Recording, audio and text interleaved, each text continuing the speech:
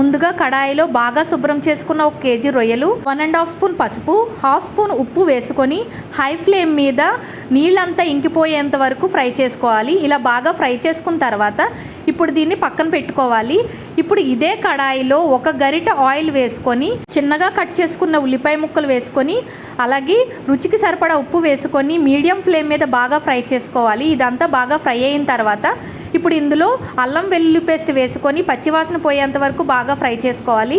అలాగే ఇప్పుడు ఇందులో ముందుగా ఫ్రై చేసుకున్న రొయ్యలు, అలాగే పొడుగ్గా కట్ చేసుకున్న పచ్చిమిర్చి, 1 స్పూన్ కారం, 1 స్పూన్ ధనియాలు జీలకర్ర పొడి, 1/2 స్పూన్ గరం మసాలా వేసుకొని మీడియం ఫ్లేమ్ మీద 10 నిమిషాల వరకు బాగా ఫ్రై చేసుకోవాలి. ఇలా ఫ్రై చేసుకున్న తర్వాత ఇప్పుడు ఇందులో నీళ్లు వేసుకొని ఒకసారి బాగా కలుపుకొని మూత పెట్టి హై ఫ్లేమ్ మీద మగ్గించుకోవాలి. రొయ్యల కూర ఇలా వండుకుంటే నీచువాసన లేకుండా చాలా బాగా వస్తుంది. మీరు కూడా ట్రై చేయండి. నా ఛానల్ని ఫస్ట్ టైం ఎవరైతే చూస్తున్నారో సబ్స్క్రైబ్ చేయడం మర్చిపోకండి.